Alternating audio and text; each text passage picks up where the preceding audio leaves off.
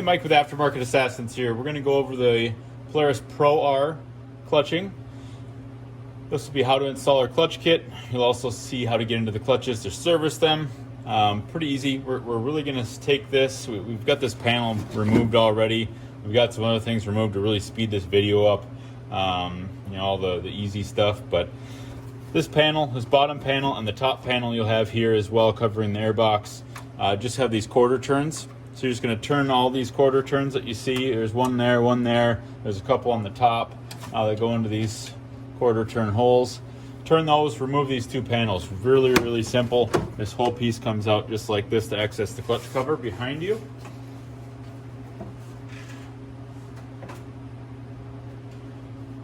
Now, as you can see, we've got access to the clutch cover. We need to get that off to install our clutch kit. We have taken out some bolts, but basically we're just going to remove all of our bolts on the clutch cover. The difference in these clutches is on the bottom you have half-turn pins because you can't get anything down there. Polaris was just nice enough to put those half-turn pins in so you can get the clutch cover off easily. First, we have this duct, if you can see it, that comes from the front of the vehicle. This is your clutch inlet. Well, there's two of them on this vehicle, but this is one of your clutch inlets. And this just has little wing nuts on the hose clamp. Seatbelts out of the way, go ahead, loosen these wing nut hose clamps so we can pull this tube off. This is number one.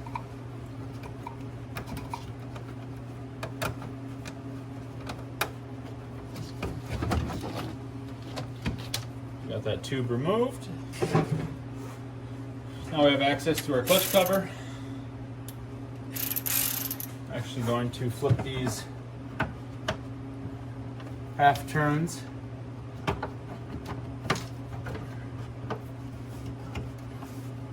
Had a couple of them done.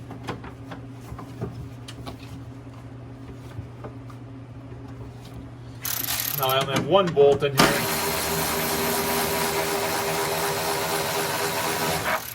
We're doing a lot of testing, so I only had one bolt in. Let's see. Make sure these quarter turns are where they need to be. Alright. Just so you're aware, these quarter turns should be pointing towards the driver's side when they're in the open position. Now we have access to both our secondary and our primary clutches. Obviously look for belt wear, look for anything abnormal when you pull these clutches, this clutch cover out. This one has our revolver cover on it. This is going to make the clutch stronger because we have tower locks that actually lock the clutch together. This is a really good thing to have. It also moves more airflow. But the biggest thing is we're going to need to remove the secondary clutch, and the primary clutch we're actually going to keep right in the vehicle and install our primary weights and spring. It's a lot easier. You don't have a ton of room in here to get a puller and everything in, so unless you have some other need to pull this primary clutch, we would suggest not even pulling the outer half off. Makes it way easier to do it in the vehicle. So let's grab our impact.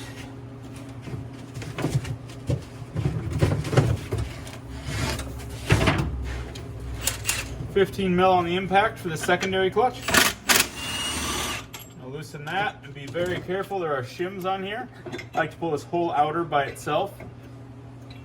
Keep those shims with the clutch just like that. You can set that down somewhere flat. I'm going to pull our belt off. Pull our inner sheave. This is the part that we're going to take over to the bench. We're going to replace it with our spring and eventually with our helix as well.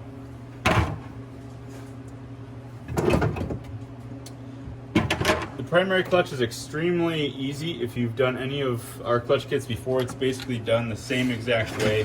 Polaris hasn't really changed how this design is. You have 6 bolts for the cap, spring cap. We're going to take those out.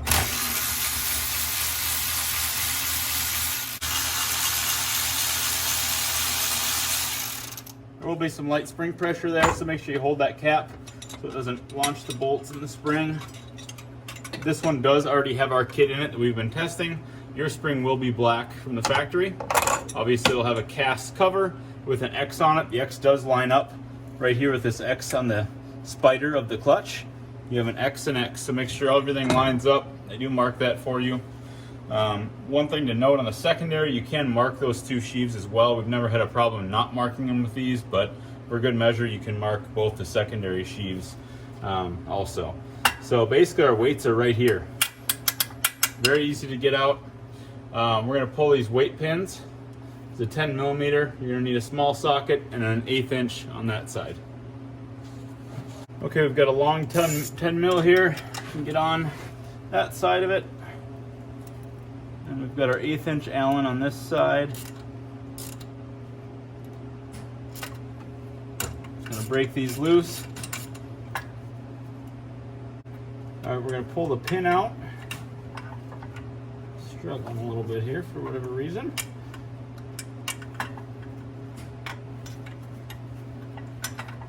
All right, now we've got our clutch weight. Again, this is our aftermarket Assassin's clutch weight with some runtime on it. So your OEM clutch weights will look different. These are the weights that you're going to put in. We have our chart that comes with the clutch kit. You hold it 1, 2, and 3. It tells you how to set that up. We are going to normally have more tip weight on these. These clutches respond well to a lot better tip weight. So hole 1, 2, 3, hole number 3 is usually going to be the most full of that for this application. Go ahead and repeat the same step. Usually we'll install our AA clutch weight in here. We'll turn counterclockwise, move to the next one, remove the pin, put our AA clutch weight in, and just repeat those steps. Once that's completed, we'll kind of come back to it after we show you the secondary disassembly as well. When going to assemble your clutch, obviously we're going to put these weights back with the pin. You can kind of hold them in here. I know it's hard to see with me in here, but we're doing the best we can. Get our weight lined up, shove the pin through. Now we're going to put our lock nut back on. These just need to be snugged up. They bottom out. It is a little lock nut. It won't go anywhere as long as it's snug down to the pin. Make sure that's the case.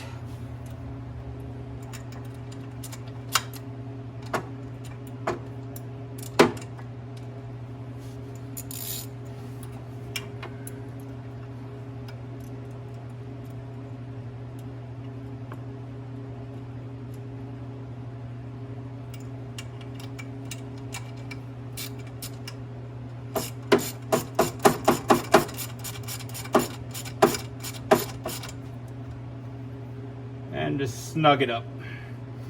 Doesn't have to be super tight, just bottoms out. Okay, once that's completed, we're going to put our spring in. Our AA spring is going to be a bit shorter than what you took out of here. That is normal. It's a stiffer spring, so that's the difference in rate, so don't worry about that.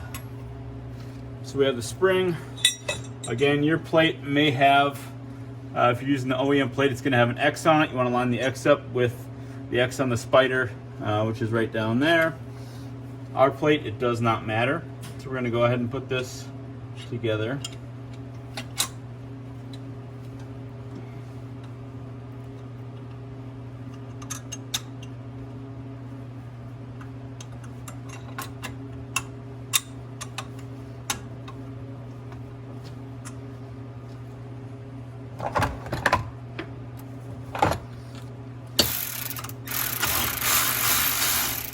A couple bolts getting started. We'll drop the rest of the 4 in.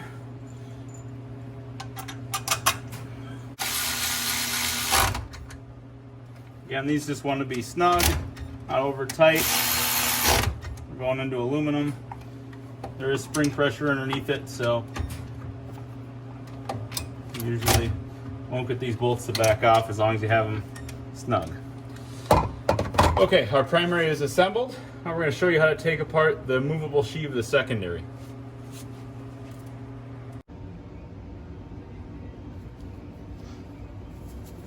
Okay, take your clutch compression tool, which is just a piece of all thread with some really thick fender washers. If you need to make something, you certainly can. Double up the washers if you're using thinner ones. Pretty basic tool we do sell, but you can make your own as well.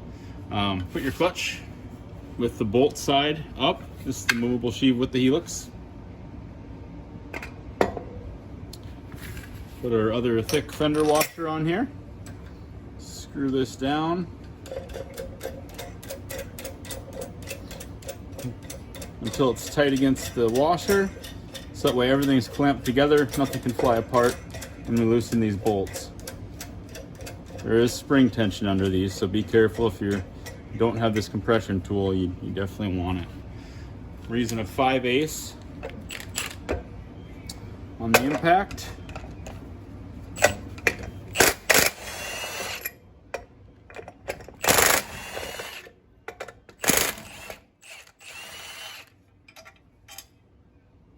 Pull all of our bolts out, set those aside. This tool is going to be a 3/8 impact, and then we can just slowly loosen this, loosen the compression, and it'll come straight up.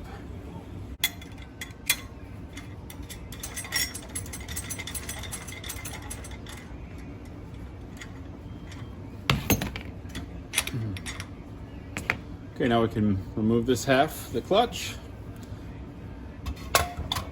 We do have this as a limiter and spring center piece as well. Make sure that's pulled out.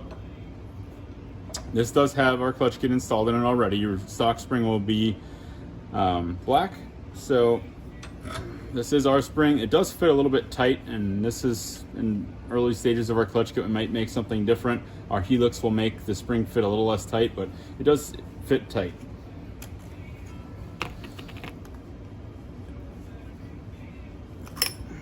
Okay, so I removed the spring. One thing I'll note at this point in time, and like I said, things can change, so always look in the comments section for changes, or your clutch setup sheet should always be correct. We do have our butter shift washer in the bottom of this, and this is a shim, and it also works to help that spring not bind on the end, but even though it's kind of bound up already, but it does help for a shim. We need that in there. So that goes in with our clutch kit. Put the spring on. Make sure the spring is fully seated. You might have to twist it a little bit if it's the tight version. You might have to twist it to get that to seat all the way down. Make sure it is seated all the way down against that washer. We will have a helix coming out at the time of the video. We don't have it yet, but if you do have our helix, obviously you're going to replace the OEM helix with our helix. Put your spring center back on, removable sheave down, washer, and just the opposite how you took everything apart. It's pretty basic. When this seats down, it does have a nice beveled edge, so it usually will center it. You might have to center this sheave up a little bit, but we'll tighten it down and see what happens.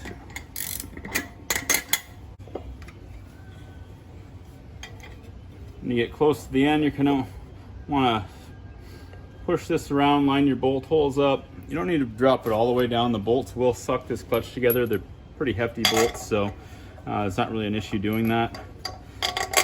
Line these up. Make sure they thread in by hand first. We'll need to drop down.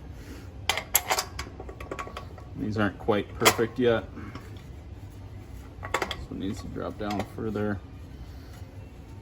I'm just going to tighten this up a little bit more. Try and get these bolts tightened by hand a little easier. There we go. Now that I can feel them tightened by hand, we'll lightly come down with the impact. Make sure they're going easy. Tighten them evenly. I have this Milwaukee M18 on number 2. That usually works really well. Torque specs will be in your setup guideline. That comes with your clutch kit. We've done a lot of them, so we kind of know where we're at with our equipment.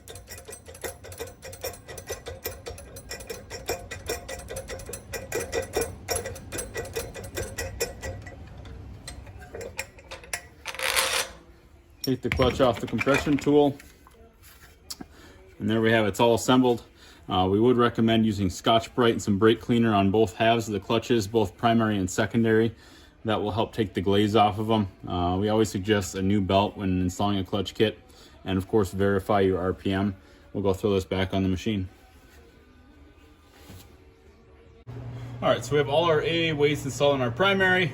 We put our helix and/or helix and spring, depending on what kit you have, inside the secondary movable sheave here. We're gonna slide this movable sheave back on. Make sure it pushes down all the way. You wanna hear that seat. It's very important. We now have our stationary sheave, which has splines in it. They're gonna have to go inside of there, so I wanna make sure this seat's all the way down as well. One important thing to note is these alignment shims on here. We've gone over these on the P90X clutch before. These alignment shims set the depth of your clutch. So more shims are gonna shove the clutch that way, less shims are gonna come back. So we actually use a cell phone camera when you have the belt on and run it for a little bit to get the belt centered. Make sure the belt is centered from sheave to sheave. You can see if there's a bigger gap on one side of the belt to this primary clutch sheave versus the secondary, and that's how you can determine how many shims you need to go back and forth and play with that. Shimming should be done right from the factory. You should never need to touch it, but we all know that's not truly the case. So now we're going to slide this on. There is a false spot in here where it can engage on that secondary. So we're going to try again.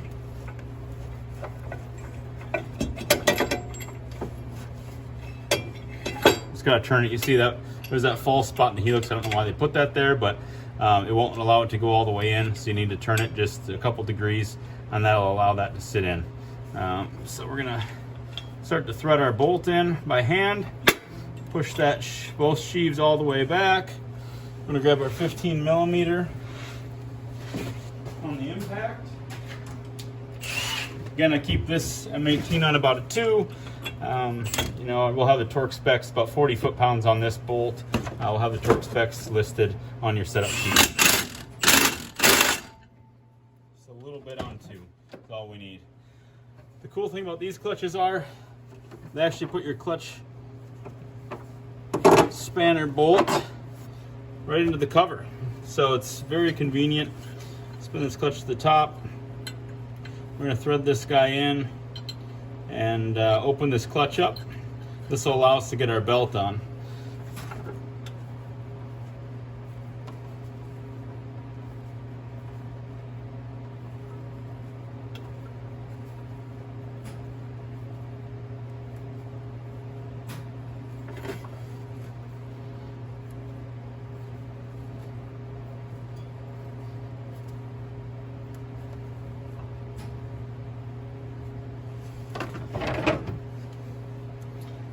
Okay, we like to be able to read the belt, so it's at you. Put this underneath the primary on that side first, on the top.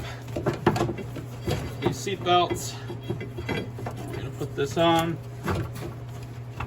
Kind of get caught on these ribs, push it down, twist it in place, just like that. I can loosen this.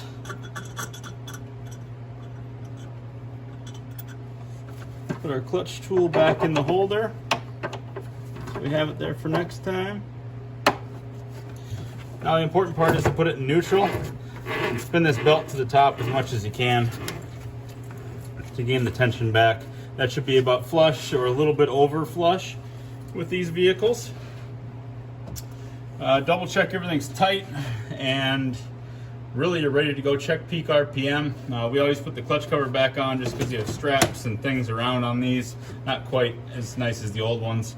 I like to put that center bolt in, do a couple quick clicks on the bottom, and then button it all up as soon as we know that our peak RPM is 82 to 84 is our peak. So that's it on these. Pro R, pretty easy, basic like a Polaris clutch. Our clutch kits are working fantastic to ramp up that RPM quicker and get you more power. Also a lot more belt tension for running bigger tires, more aggressive tires, paddles, more power. It's really needed to clutch these things. They're very sensitive to these types of modifications that you do, and clutching is super important. We've developed some great kits, a nice adjustable kit that allow you to do what you need to do with it, and us to help you if you have a custom setup. So hope you enjoyed this video. We appreciate everything, and any questions, let us know.